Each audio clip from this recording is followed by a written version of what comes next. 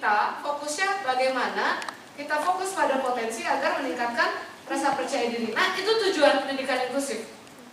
Bukan hanya perkara di sekolah inklusif ada guru yang khusus seperti terapis gitu untuk mendampingi anak itu agar dia mampu ya.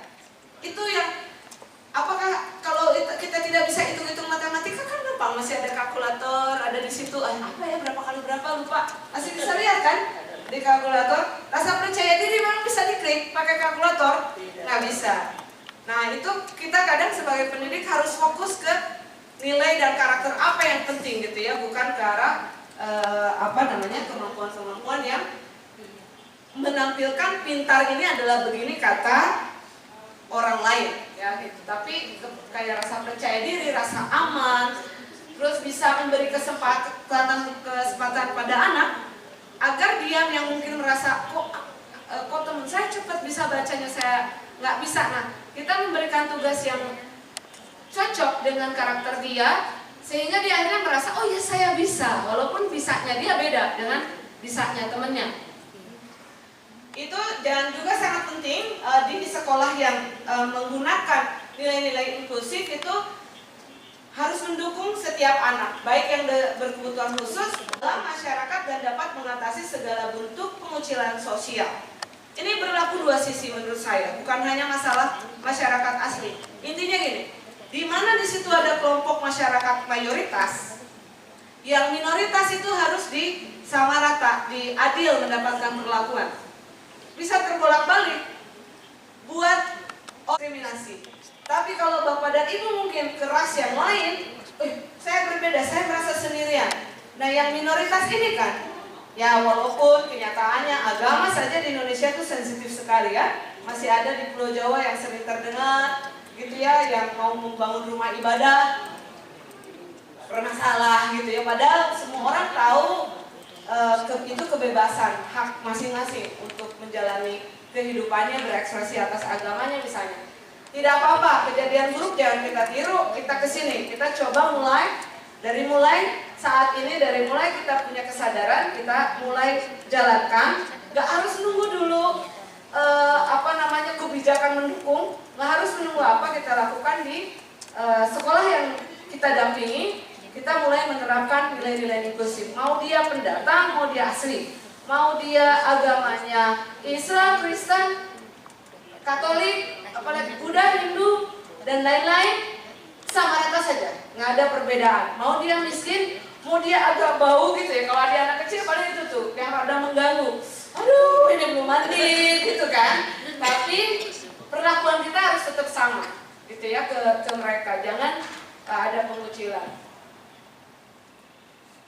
Nah, itu pentingnya. Nah, jadi sebenarnya menerapkan pendidikan inklusif itu tidak pada harus ada terapi atau apa, tidak. Cara pandang kita dulu.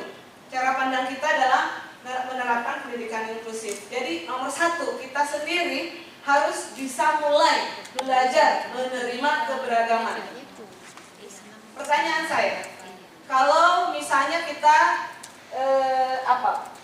lahir dengan rambut keriting, saya lahir dari tidak. Emang menghambat jadi segala sesuatu yang dilakukan salah? Tidak kan? Saya rambut lurus menghambat? Tidak. Tapi kenapa?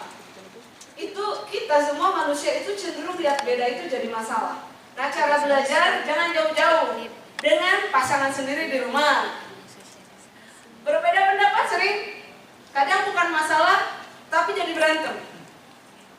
Nah, itu menerima perbedaan ini harus jadi bagian dari ini sehari-hari. Terutama yang berbeda dengan nilai dengan kita, berbeda segala macam itu harus kita pelajari ya. Saya sendiri belajar untuk menerima keberagaman, tidak hanya masalah status, ras, identitas, agama, bukan hanya itu, tapi berbicara dengan orang lain kalau berbeda tidak langsung merasa bahwa saya bodoh, dia lebih pintar, nggak kesana. Ya memang berbeda saja. Tidak perlu memaksakan kita harus jadi sama kayak orang lain atau orang lain harus sama kayak kita. Itu harus sudah dimulai dan menghormati cara-cara yang lain, gitu ya. Terus mengembangkan perilaku yang mendukung dialog. Jadi lebih banyak bertanya kalau kita melihat anak seperti apa. Itu banyak berbicara. Terus kemudian kita juga di antara kita dengan sesama guru juga harus bisa saling berbagi gitu. Oh, kamu kok bisa menangani anak yang ini? Saya tuh nggak sabaran kalau ngadepin yang kayak dia. Masih foto di Sarmi, Ibu. Yang ada anak-anak pokoknya masih dari Sarmi ya. Secara sadar mengambil inisiatif untuk fokus pada solusi. Jadi itu harus fokus pada solusi. Terus kemudian fleksibel, kita adaptasi, bisa beradaptasi dengan baik. Peka, jadi kita sadar. Dan saya yakin sih potensi dia, kita tulus, itu semua bisa kelihatan, terbaca. Saya yakin yang hadir di sini punya ketulusan dan kepekaan seperti itu ya. Menciptakan lingkungan yang antusias dan kreatif ya, menunjukkan kehangatan dan penuh kasih. Ini seperti bahasa ideal, tapi memang seperti ini. Karena ini maksudnya cara pikir, cara hati bergerak, cara pikiran menilai-nilai sesuatu, ini yang kita harus mulai ubah agar kita bisa menjalankan nilai-nilai inklusif itu di konteks satuan PAUD. Oke, nah ini mengenal anak berkebutuhan khusus. Jadi siapa? Intinya mereka yang punya karakteristik khusus yang berbeda dengan anak pada umumnya. Tidak harus ya. Dia masalahnya di mental, emosi, fisik, usia, tidak harus selalu seperti itu. Yang penting intinya dia memang punya hambatan. Dia nggak bisa ngatasi oleh dirinya sendiri. Jadi harus ada bantuan, gitu ya. Dan harus bisa dia berpartisipasi, memerlukan dukungan yang khusus. Jadi ibaratnya gimana cara gampang mendeteksinya? Cara gampang mendeteksinya itu di dalam satu kelas ada satu anak yang khas sekali misalnya. Yang lain ya beda-beda juga, tapi kalau yang ini kok kayaknya agak beda, susah. Nah ini mungkin cukup kita mungkin oke, terserah diagnostiknya apa, tapi bisa itu apa? Yang dia bisa itu apa? Bukan masalahnya. Yang dia bisa itu apa? Kalau kita lihat, tapi anak ini, balik lagi, langsung, ampun Tuhan. Pokoknya lihat lagi yang dia bisa apa. Jadi mata kita harus lihat yang dia bisa apa, jangan lihat yang dia tidak bisa. Ini sugesti ke kita juga besar itu.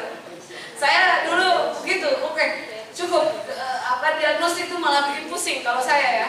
Pokoknya dia bisa apa? Dia senangnya menggambar, dia senangnya dia berlari-larian, dia senangnya main bola, itu aja yang saya lihat. Yang dia suka dan yang dia bisa.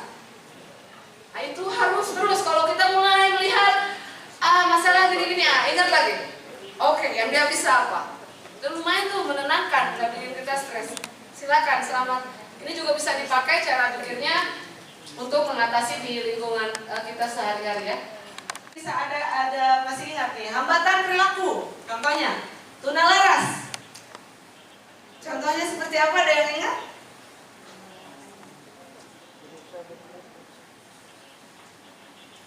Tidak selaras dengan nilai-nilai lingkungan, melawan.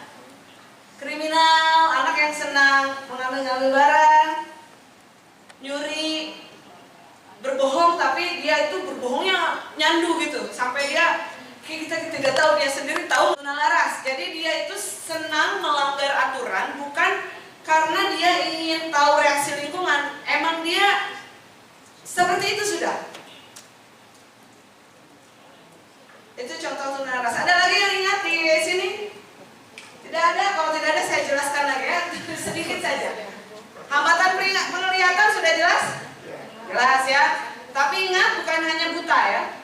Jadi anak yang juga punya rabun senja, minus, plus, itu kan termasuk sebenarnya gangguan karena menghambat dia. Sehingga kalau kita misalnya lihat, oh anaknya kok kayaknya nggak bisa lihat jauh. Dia ditempatkan sama kita di dekat dan harus tanya dulu ke anak, tidak bisa lihat itu kak?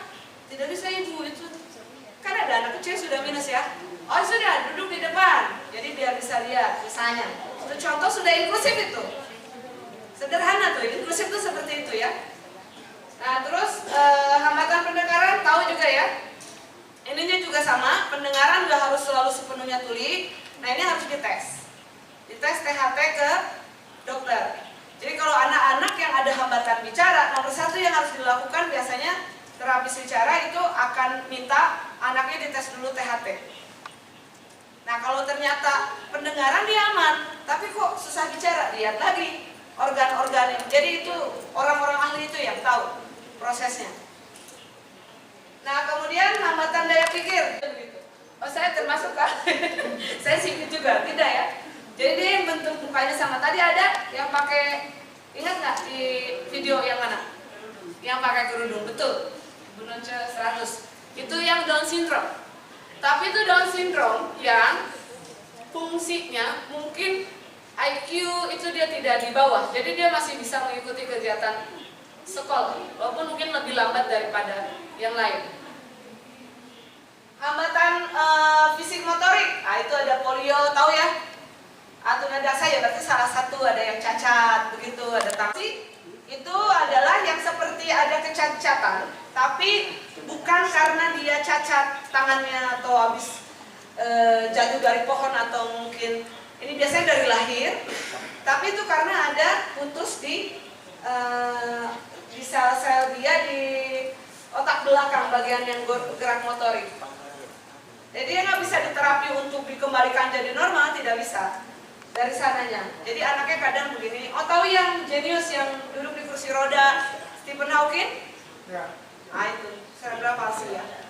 Cerdas biasanya, nggak ada urusannya antara cacatnya dia dengan kecerdasan otaknya. Saya pernah ketemu dia, anak kecil ini usia 6 tahun, dia nggak bisa duduk tegak, jadi dipakein apa? Besi gitu, sehingga dia duduk bisa jalan. Dan anaknya jago sekali bercerita, dia jago matematikanya, dia apa? Jadi cerebral. Gangguan motorik ini suka sering jatuh. Kadang ini jadi apa-apa dia pokoknya kalau pegang kalau jalan tuh bisa sembrono, itu anak sembrono ya. Apa-apa dijatuhin barang, gampang jatuhin barang, apa kemungkinan punya gangguan motorik. Ini jarang sekali, susah.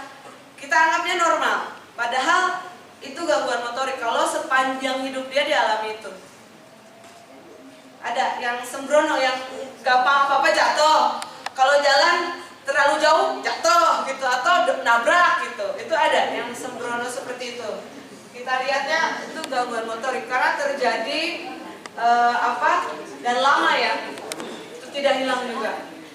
Kemudian tadi hambatan perilaku yang ada perilaku melawan. Nakal, yang disebut anak nakal tuh. Nakal tuh nakal parah. Nakalnya nakal parah yang nggak mau denger apa kata orang, terus maunya dia mungkin melakukan sesuatu yang justru berbahaya. Itu berbahaya. Yang melakukan hal-hal yang harusnya dilakukan orang dewasa ketika sudah besar, dia dari kecil gitu sudah ingin melakukan hal-hal seperti itu. Contohnya ya, itu nalaras. Autis, sering didengar ya. Cuman khasnya di autis adalah masalah kontak sosial. Mereka punya cara yang berbeda untuk berkomunikasi. Biasanya cenderung tidak mau, susah sekali kontak mata, dan cenderung terpaku pada suatu benda. Kalau yang muter-muter dia lihat aja nih, kalau di sini ada kipas, ya dia lihat gini aja bisa berjam-jam. Berjam-jam dia lihat itu. Atau lihat yang muter-muter. Nah yang kayak gitu-gitu tuh ada anak autis. Tapi autis juga ada yang fungsinya bagus, jadi dia masih bisa sekolah. Ada yang memang kalau sudah tunaganda, ada gangguan lainnya, ada kecerdasan juga, masalahnya itu susah. Gitu, jadi macam-macam. Umumnya apakah ada anak-anak autis yang sudah jadi dewasa dia bermanfaat, berguna? Oh banyak, gitu ya, banyak. Asalkan lingkungannya mendukung. Kemudian ini hambatan kemampuan belajar. Disleksia, diskalkulia, disgrafia. Tidak bisa ngitung, tidak bisa baca. Tapi bukan berarti dia bodoh. Dia main bola jago, dia bercerita jago gitu. Hanya kalau sudah disuruh hitung sama disuruh baca, susah. Tapi kita akan bilang anak bodoh. Karena ini anak bodoh kah? Tinggal kelas atau apa? Kenapa? Karena di sekolah isinya semuanya literasi dan numerasi ya, bacaan, tulisan, hitungan. Itu dominan, jadi makanya kalau pembelajaran inklusif harus ada kegiatan-kegiatan hobi, kegiatan yang lain yang bisa membuat anak potensinya lebih keluar lagi. Diskalkulia khusus hitung-hitungan saja. Dia baca bisa, dispepsia bacanya sama tulisnya. Ada yang seperti itu. Lalu di sini masuk juga ADHD yang tidak bisa memusatkan perhatian, gampang. Suka ibu bapak ngerasa nggak dari kecilnya, misalnya, kalau dengerin orang tuh hanya tahan 5 menit, sisanya hilang.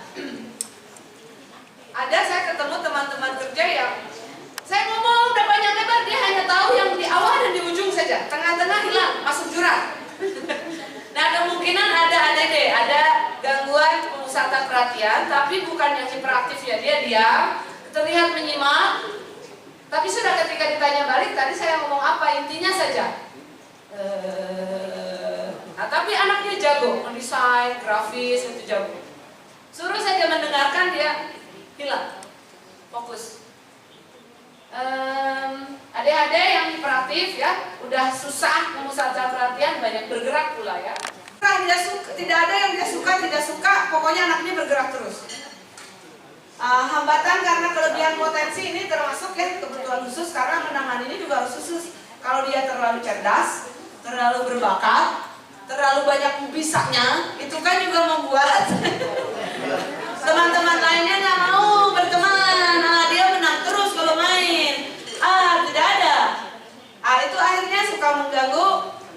Anak ini juga jadi merasa suka ada dijauhi lah kadang-kala, karena terlalu pintar, terlalu takut orang ke dia. Itu juga bisa macam-macam manusia ya, selalu melihat masalah. Jadi yang cerdas banget pun bisa jadi punya kebutuhan khusus. Tunaganda itu lebih, jadi yang ada autisnya, ada ADHD-nya, ada Down syndrome, ada ADHD-nya gitu ya. Nah, itu macam-macam. Ini yang gangguan-gangguan campuran juga ada.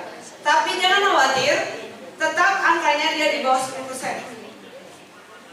Kalau benar-benar diagnostiknya bagus dari ahlinya, nggak banyak juga. Yang kita lihat mungkin ya yang punya kekhasan saja, gitu ya. Terutama anak usia dini kan seperti itu. Nanti ibu kalau diingatkan berapa menit lagi. Nah, kalau dari undang-undang Sisdiknas ada tambahan selain yang tadi. Saya mungkin kalau disebut yang pernah sering menangani korban bencana karena mengalami trauma, tapi di sini juga ada yang anak-anak yang korban kekerasan, trafficking, anak pemulung, anak dari narapidana, terus dia dapat bully dari lingkungan. Itu juga anak-anak yang punya kebutuhan khusus dan kita harus melindungi mereka. Anak-anak ini nggak berdosa. Kadang mungkin bapaknya jahat, ibunya ada yang jahat. Jangan sampai kita ikut menghakimi anak ini, mereka nggak ngerti apa-apa. Justru kalau kita punya sikap negatif ke mereka, ya mereka akan tumbuh, ya sudah, memang saya seperti ibu dan bapak saya. Bisa jadi begitu. Anak narapidana gitu ya, itu saya rasa kayaknya berat juga hidup mereka mengalami stigma pengecapan sosial ya. Ini ada anak yatim piatu, anak miskin, masuk, korban bencana, dan geografis 3T katanya. Tinggal di daerah 3T, kalau UU Sisdiknas, dan pakai UU Sisdiknas, kita itu berkebutuhan khusus. Jadi, saya ngomong banyak kali lebar, ujungnya kalau pakai undang-undang Sisdiknas, yang tinggal di 3T, di Papua, semua anak berkebutuhan khusus ya. Jadi, sudah harus inklusif itu cara kita sebagai pendidik di sini. Nah, ini mungkin tadi sempat ya Pak saya membahas tentang DDTK. Sebenarnya ada kok alat ukur yang perlu dipakai. Ini yang mungkin saya kemarin lupa hanya menyampaikan, hanya bicara, tidak saya kasih lihat juga. Ini saya kemarin kebetulan ibu di Sarmi, saya kunjungan ke PAUD. Ada PAUD yang punya deteksi tumbuh kembang dini, tapi mereka ternyata tidak tahu cara pakai. Jadi sudah bagus langkah dari dinas, mungkin ada membagikan, tapi tidak ada sosialisasi. Cara bahkan baca KIA yang untuk usia 3 tahun ke atas saja, guru-guru PAUD mungkin, pokoknya buku KIA ada, tapi tidak pernah ada di dalam ini tuh sakti, yang di dalam buku KIA itu, hasil perenungan, penelitian dan segala macam ya. Nah ini nanti kita lihat. Jadi buat kita yang di satuan PAUD, alat ukurnya apa? Untuk deteksi anak berkebutuhan khusus ya, yang sedari dini bisa kelihatan. Walaupun tidak perlu diagnostik, kita tahu nih anak ini belum checklist gitu ya. belum oke nih yang ini, jadi kita harus latih misalnya. Ini pernah lihat kan yang ini? Bisa kalau nunjuk pakai yang mana sih ini? Ada lampunya Pak? Tidak. Salah. Saya kebutuhan khusus menggunakan. Oh ini nih. Lihat ya di buku kaya ada toh? Ada. Ini harus dipakai ketika anak masuk PAUD pertama kali, minta buku KIA-nya, cek ininya. Ini kan ada tuh. Lakukan pemantauan perkembangan dengan checklist di bawah ini. Centang ya atau tidak, sesuai perkembangan anak Anda. Jika pada usia 5 tahun anak belum bisa melakukan salah satu dari checklist, bawa anak ke puskesmas. Fasilitas kesehatan untuk anak usia 48 sampai 59 bulan, berarti ini 4 tahun 4 tahun sampai 4 tahun 11 bulan ya. Gunakan checklist pemantauan perkembangan halaman sebelumnya. Itu yang di sini, ini di sini. Yang ini dia gampang jatuh. Oh, terlalu heboh gitu ya. Jadi jangan juga asal karena tidak. Ini kita lihat juga situasinya ya. Tapi bisa dilihat, anak bisa melompat-lompat satu kaki. Jadi gini ya, berarti dia bisa tuh. Harus sudah bisa di usia itu normalnya. Nah kalau belum bisa, itu ya tinggal bilang tidak, tapi mungkin kita harus mulai ngobrol gitu ya dengan orang puskesmas harusnya. Kalau puskesmasnya juga bagus ya. Nah, jadi peran guru PAUD itu di sini tuh ada dua kan, penyimpangan pertumbuhan, penyimpangan perkembangan. Perkembangan dicek melalui ini screening buku KIA itu. Ini hasil-hasil penelitian Bu. Indikator-indikator perilaku spesifik yang kalau dia tidak itu ada mungkin indikasi ada masalah. Nah yang ini kalau penyimpangan pertumbuhan suka dilakukan ya di PAUD ya. Berat badan diukur ya, di badan, lingkar kepala, lingkar lengan atas. Sebenarnya kalau pakai SD DTK dari Kemenkes ini boleh dilakukan oleh guru PAUD boleh, walaupun tanpa dilatih. Nah, tapi khusus lingkar kepala, lingkar lengan atas itu oleh Nakes sebenarnya ya. Bukan tugasnya ibu-ibu guru ya.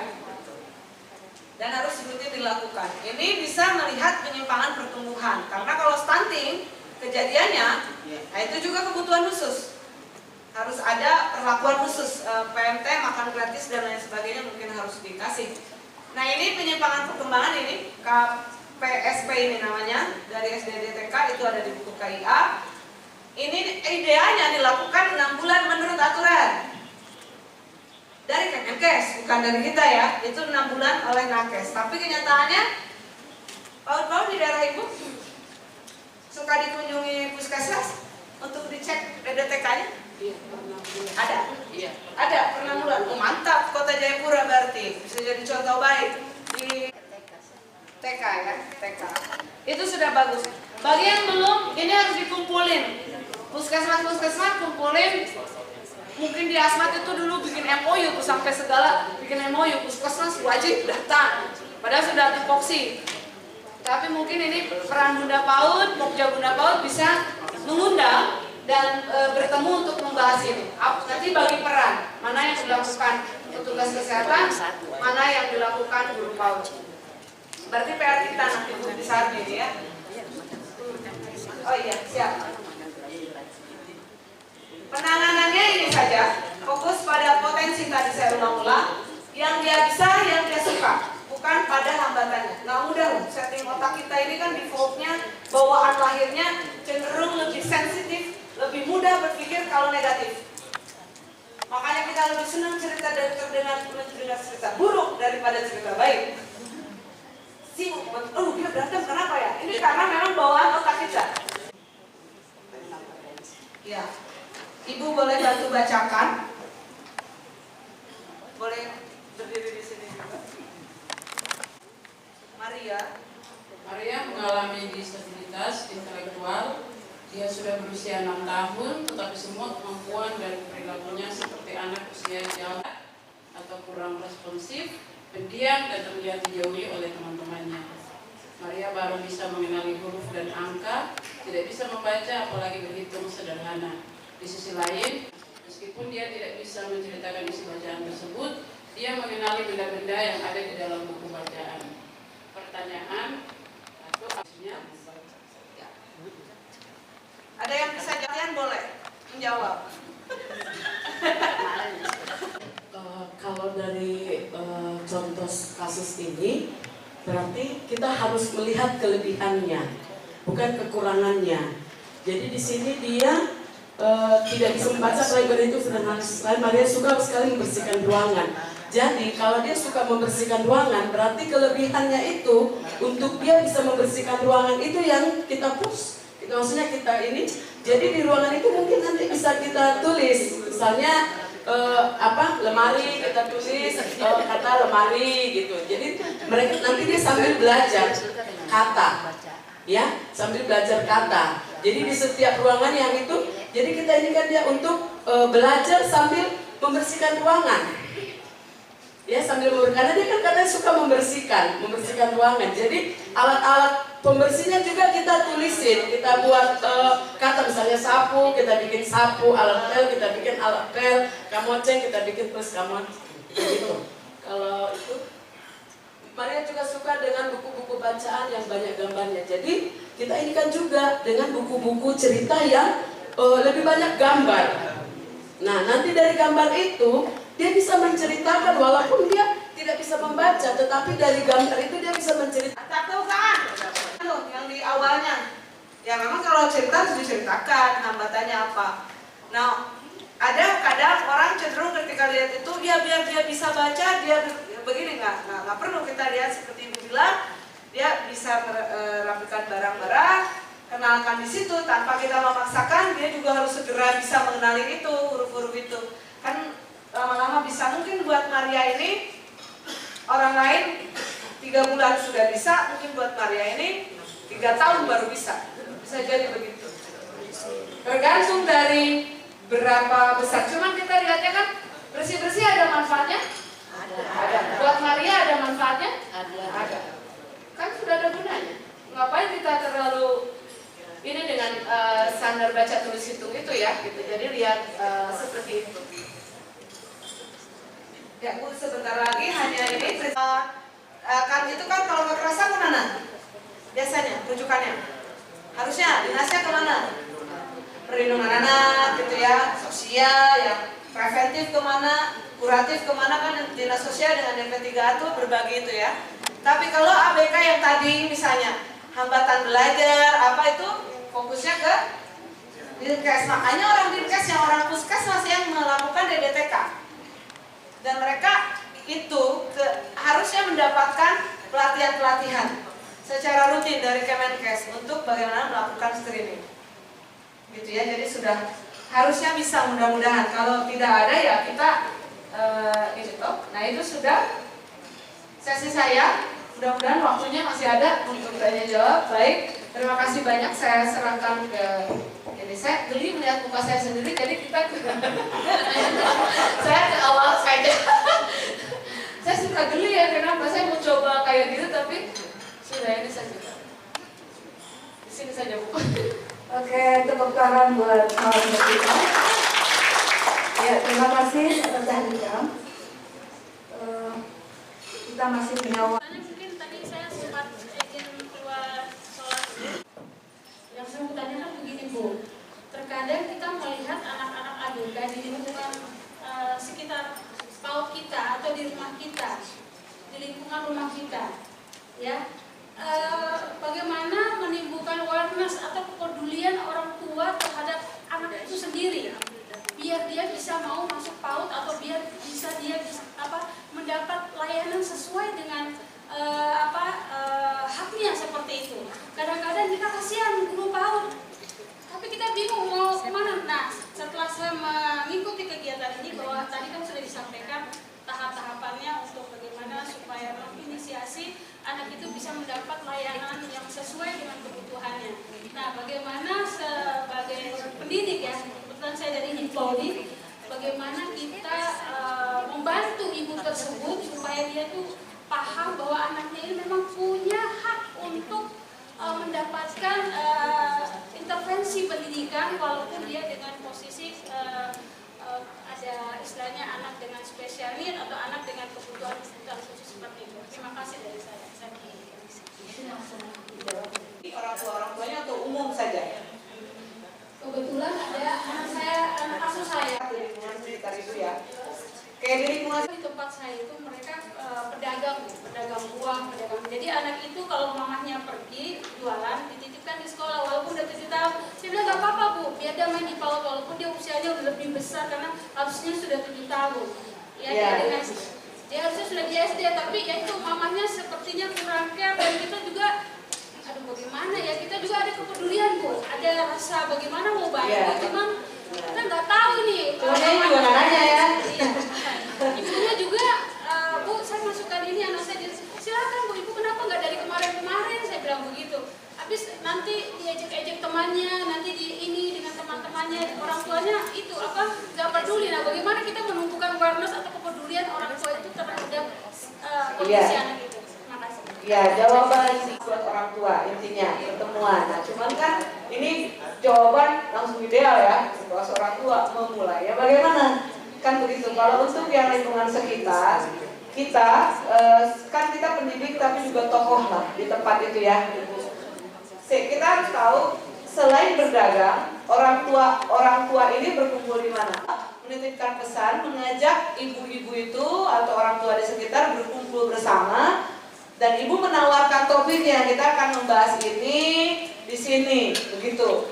Jadi lewat itu dulu, baru kemudian memang harus dibuka. Kalau ibu yang agak susah, memang di sekolah dasar itu kan kalau usia sekolah, kalau mau dibuka kelas orang tua di sekolah dasar itu tidak seperti PAUD ya. Dia mungkin bertemunya di tahun ajaran, belum saya lihat SD yang memang menyelenggarakan program parenting, belum saya lihat. Kalau di PAUD memang ada, harus amanatnya seperti itu. Nah, kalau ini bisa diadvokasi ke pihak sekolah, hanya ditawarkan. Tapi Bu, yang namanya kita juga peduli, ada keterbatasan. Satu, orang tua itu tidak pernah merasa butuh, itu memang susah. Tapi Ibu tetap bisa melalui sosialisasi, pentingnya memperhatikan anak-anak, titip-titip lah. Kalau misalnya ke para pendeta kan pasti ada ya ayat-ayat di mana yang mengajarkan orang tua untuk kasih sayangnya diluapkan untuk anaknya, pasti ada. Di semua agama saya pikir ada. Bisa mulai ngobrol dengan tokoh-tokoh agama di sekitar untuk menyampaikan pesan itu. Dari situ itu hanya untuk membuat seperti apa ya, suara-suara lah gitu. Suara-suara buat dia nanti sudah mulai, oh iya ya, saya kok kayaknya makin ramai orang bercerita ini, mulai ada kebutuhan. Nah itu baru nanti berangkat ketemu kalau di PAUD ya harus ada program kelas orang tua untuk PAUD. Iya, kalau ibu kasusnya perorangan seperti ibu lihat, cukup ngobrol saja, dialog dengan dia. Nah kemudian ibu bisa menemukan ya ternyata dia malu kalau anaknya ikut. Berarti ibu ini sadar anaknya punya masalah, gitu ya. Nah itu yang kita dorong. Kalau kasusnya perorangan, kalau ibu umum semasyarakat ya itu tadi. Gunakan tokoh-tokoh dimanfaatkan, bekerja sama dengan tokoh-tokoh di sekitar. Pendekatannya holistik integratif ya, kita minta tolong yang lain atau mendorong puskesmas, posyandu membuka kelas-kelas orang tua di sekitar itu. Kalau individu sampai sekarang ini juga tidak ada pelatihan khusus untuk guru-guru TK menghadapi anak-anak ABK. Mungkin pertanyaan saya bagaimana solusinya? Terima kasih. itu dari Kerom ya. Saya dari Jayapura. Oh Jayapura, karena dulu juga sama orang Kerom. Kabupaten Jayapura. Ya. Dari kalian. Dari KTKI kan. Oh ya. Ya, terima kasih. Pertama saya melihat bahwa penanganan ABK ini ada merupakan keterampilan khusus yang harus dimiliki oleh ibu guru di PAUD. Nah, mumpung sesinya ini bagus, Kak Rika, apakah ada tools yang mungkin bisa dibagikan bagi untuk muda-muda PAUD supaya bisa bagaimana mengenali ABK atau anak berkebutuhan khusus itu? Karena kan tadi kalau kita lihat ada banyak sekali begitu jenis-jenis ABK seperti itu. Yang pertama, yang kedua, setelah dikenali, adakah bagaimana menyusun pendekatan atau pembelajaran buat anak-anak yang ABK? Karena pastinya harus ada aktivitas khusus buat ABK, anak berkebutuhan khusus. Begitu mungkin. Oke, terima kasih. Mungkin satu lagi, sudah masih ada? Ya, Pak Toto silakan. Koordinasi. Jadi kasus daerah coba kita angkat, kita cari solusi bersama-sama dengan narasumber, teman-teman dengan dua penanya tadi. Bagaimana kalau kita di daerah itu tidak ada tenaga psikiater, kita cari jalannya bagaimana. Sementara guru-gurunya belum kita training untuk mulai menghadapi anak kebutuhan khusus. Gitu. Walaupun persentasenya tidak banyak di PAUD, tapi itu cukup membuat guru PAUD keluarkan energi untuk menangani. Gitu. Sementara pembelajaran diferensiasi dan inklusi harus tetap jalan.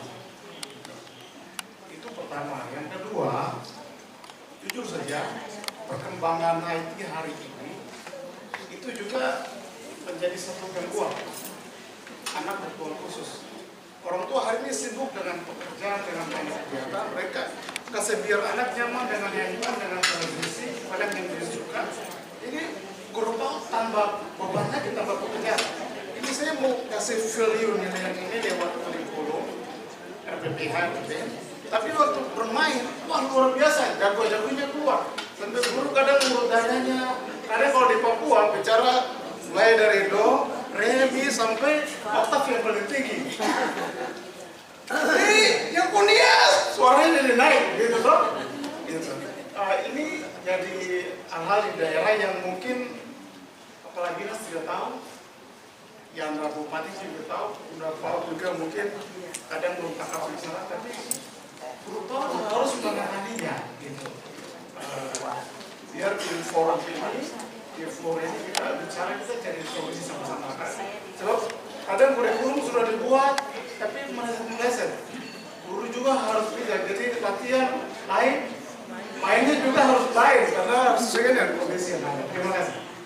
Ya, terima kasih Pak Toto. Mungkin 3 dulu ya, ketika yang pertama bagaimana ketika di PAUD ada anak yang berkebutuhan khusus, sekarang ini khususnya anak-anak yang banyak pemain gadget, akhirnya perilakunya ya, merubah perilaku dapatnya diberikan. Ya, baik, masih berhubungan ya dari tim mungkin yang juga ke yang jadi Ibu. Memang nomor 1 kita itu jadi gini, kita pahit-pahitan ya. Di Indonesia itu infrastruktur penanganan kebutuhan khusus masih sangat jauh. Tapi kejadiannya sudah terjadi banyak gitu ya. Nah terus langkah awal yang kita bisa lakukan tentu kita juga ingat fokus pada yang kita bisa, bukan pada standar. Yang kita bisa lakukan adalah memang terlihat ya gambarannya tentang yang tadi. Nah kurang lebih itu ya, itu kita lakukan di Kupang. Saya lakukan di daerah-daerah yang saya pikir nggak ada. Ternyata dokter pada tahu itu. So kita aja kurang gaul. Hanya kita di PAUD-PAUD saja. Kita nggak terlalu banyak dengan mungkin paling berurusan pun sama petugas kesehatan, orang gizi atau mana yang melakukan penimbangan. Nah biasanya ini ada di orang-orang KIA, di orang-orang dinas kesehatan. Ya, itu biarkan saja mereka yang menyampaikan, kita hanya memfasilitasi. Itu nomor 1. Lalu kemudian tadi ya, jadi memang nggak perlu ada psikiater dulu karena kita juga fokusnya pada kesadaran saja dulu, pengetahuan dulu, jangan dulu sama yang terlalu sampai terapi segala macam, tidak perlu, kesadaran dulu saja. Minimal tahu. Nanti guru PAUD arahkannya bukan ke inklusif yang sampai harus ada guru khusus di sekolah, tapi tadi yang seperti Pak Toto sampaikan, pembelajaran terdiferensiasi. Nanti di pelatihan khusus pendidik PAUD ajukan pembelajaran metode pembelajaran terdiferensiasi. Itu memang harus, kalau boleh bahkan latihannya itu bersama ada coaching sedikit lah, dengan langsung simulasi dengan anak. Itu mungkin lebih mudah. Kita kan kebanyakan melatih, tapi tidak juga ada dengan anak-anaknya ya praktiknya. Paling pura-pura jadi anak-anak. Mungkin strategi itu bisa lebih dilakukan di daerah-daerah, bisa lebih. Nah itu jadi pelatihan itu memang mau nggak mau masuk dalam program. Untuk khusus Kabupaten Jayapura, nanti akan ada mungkin pelatihan yang difasilitasi UNICEF, mudah-mudahan ya Bu ya, berdoa saja.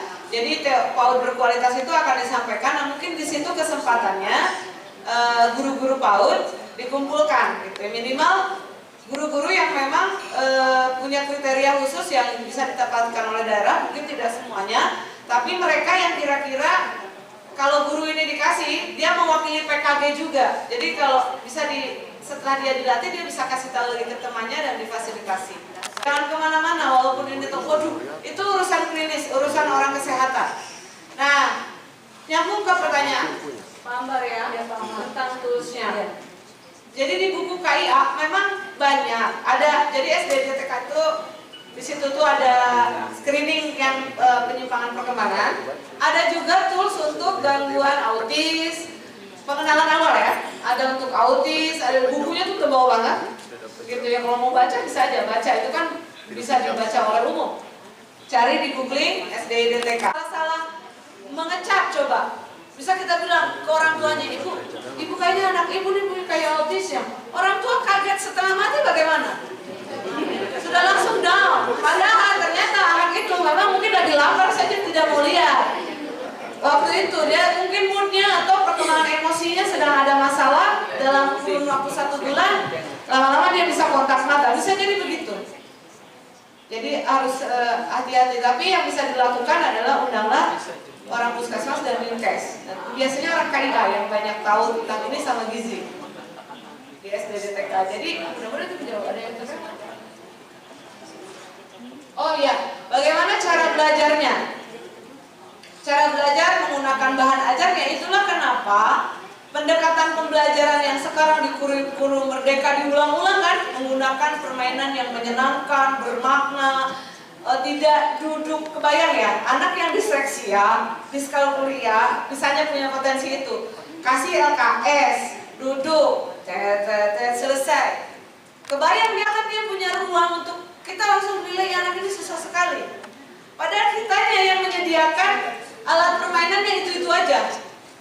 Tidak diajak main senam, tidak diajak bermain interaktif. Nah, pendekatan-pendekatan yang sekarang digunakan di kurikulum Merdeka yang dilatih oleh Bu Amana, dilatih oleh Bu Diana, dilatih oleh teman-teman Pokja, semuanya itu pendekatan yang berlaku untuk anak-anak yang punya kebutuhan khusus juga. Gitu. Jadi cara menanganinya itu gini, identifikasinya spesifik, menangani inklusif itu sama aja karena pada ujungnya mau anak normal, anak berkebutuhan khusus harus sama-sama toh. Jadi metodenya tidak terlalu aneh metodenya. Saya juga melatih anak. Ini bos ini, aduh maaf, ini gini. Kita cuma bilang ini di sini, ini mana sama dengan yang ini. Itu saja sudah. Itu untuk. Nah di anak ini usianya 5 tahun, itu aja dia belum bisa bedain, menyamakan. Ya udah latihannya itu saja terus diganti. Di gelas diganti piring plastik, diganti apa? Pakai permainan, sama saja. Cara menanganinya. Oke, Bapak Ibu, sudah habis. Jadi, yang media, mohon maaf, yang media pokoknya Kak, transparenting saja. Harus ada transparenting untuk bagaimana yang digital. Anggap digital ini kayak TV di zaman kita. Ya seperti itu saja. Cluenya nanti mungkin bisa dibahas setelah sesi ini. Ya, nanti lain waktu bisa diskusi kembali karena waktu kita sudah habis. Ada beberapa yang saya simpulkan terkait apa tadi sudah disampaikan. Yang pertama adalah untuk penanganan anak berkebutuhan khusus kepada kekurangannya. Kemudian cara pandang kita dalam menangani anak berkebutuhan khusus, kita harus belajar juga menerima perbedaan atau keberagaman. Kemudian kita tidak boleh membandingkan anak kita atau anak dengan anak yang lain, karena ini akan semakin tidak memperkuat rasa percaya diri anak tersebut, tapi akan semakin memperpuruk atau anak-anak tadi akan mempunyai rendah diri lebih, akan rendah diri dibandingkan dengan anak yang lain. Kemudian tadi kembali lagi pendidikan inklusif yang terpenting adalah rasa percaya diri, sehingga di sini kita berharap anak-anak yang saat ini sedang ada di dalam pot inklusif yang mempunyai kebutuhan khusus, dia akan segera bisa beradaptasi dengan teman-teman lainnya, dan dengan keberagaman ini, dengan kebersamaan ini akan meminimalisir ya, kekurangan yang ada pada anak tersebut. Terima kasih atas perhatian Bapak Ibu semuanya. Terima kasih dan mohon maaf atas kekurangan yang dalam pendampingan saya dalam materi ini. Selamat sore, salam sejahtera untuk kita semua. Terima kasih. Assalamualaikum warahmatullahi wabarakatuh.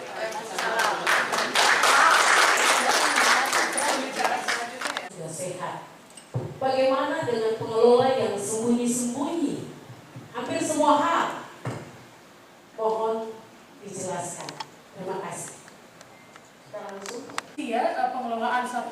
organisasi sekolah itu tidak semuanya tidak punya tantangan, pasti punya tantangan dari sisi manajerial atau leader kepemimpinan gurunya atau kepala sekolahnya, bahkan lingkungannya dan lain-lain. Yang bisa saya sampaikan adalah terkait dengan PAUD berkualitas. Memang kalau mau menjadi PAUD yang berkualitas, yang jelas itu menyenangkan, kemudian menyenangkan dari sisi personal dan juga dari sisi pembelajaran bahkan operasional dan penyelenggaraannya.